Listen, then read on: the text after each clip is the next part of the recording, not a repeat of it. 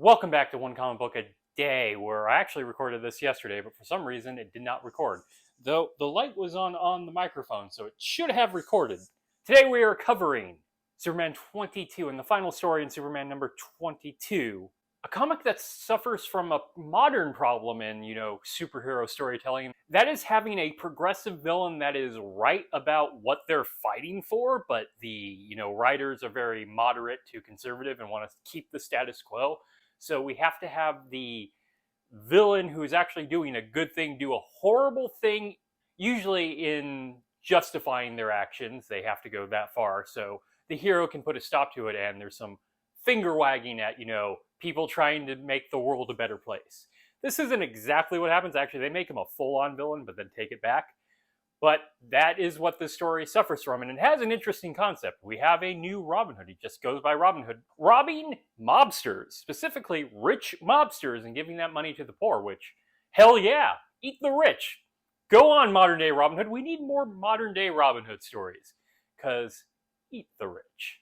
Or shoot them with bow and arrows. They will never expect that, especially now that they have guns and bodyguards. I guess they had bodyguards who were in suits of metal armor back then. Gonna need a Little John. So he's robbing the mob, giving it to the poor, as I've already said, and he's really, really lucky because Superman hasn't been able to get his hands on him. Actually, every time Superman shows up, he gets distracted or has to deal with something else, so the Robin Hood gets away. He shouldn't really care.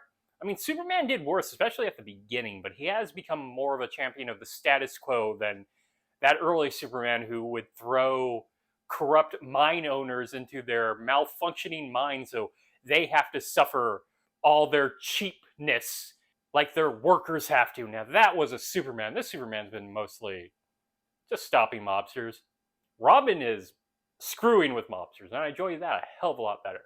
He even at one point saves Lois and Clark because, Lois is always going to get in trouble. Even if Clark is there, usually Superman has to save her. But hey, there's another superhero running around.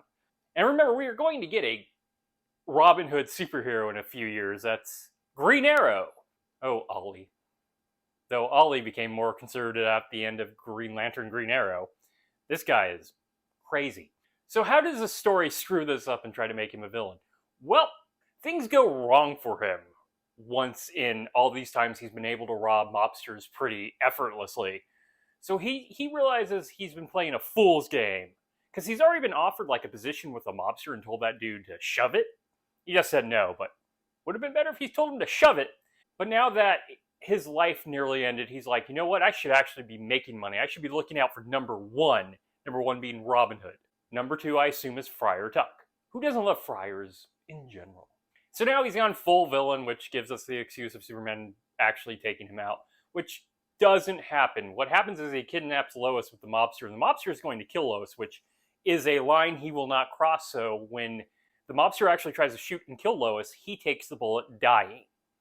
Superman, at the same time, is crashing through the wall. Wow, the one time Superman would have made it in time to stop a bullet from hitting Lois, there happened to be a guy to give up his life for that. Very convenient. And Superman puts a stop to the mobsters. So we had like a very interesting concept for a mobster story with Robin Hood doing something to the mobsters, that really ticked them off and did good for the community. Superman hasn't done anything good for the community ever since he gave up all his pirate treasure to pay for that youth center. Superman stories sound ridiculous when you start just saying things out loud that happen in them. But because, the publishers especially don't believe in what Robin's doing, they really don't want you to screw with the status quo. They're making a lot of money off the status quo. And maybe the writers don't 100% believe in what is happening. Or maybe they just don't like it because they're old cranks. Even Jerry Siegel and Joe Shuster were kind of old cranks at the time. But we're not writing all Superman stories. Shuster hasn't been on this series in quite some time. And they have to find a way for him to become a villain. And he's not going to be an interesting villain for Superman. He's still just shooting bows. Now, actually challenging Superman on the status quo and why he doesn't do stuff like that. And maybe challenging him on why don't we just stop mobsters and give the money to everybody else? Now, that could have been an interesting story, and we're not going to get that in the Golden Age. Golden Age is not very deep in its characterizations or actual story. But there was still a better version of this story that gets utterly thrown out because we can't break the status quo. And anybody who does deserves to die.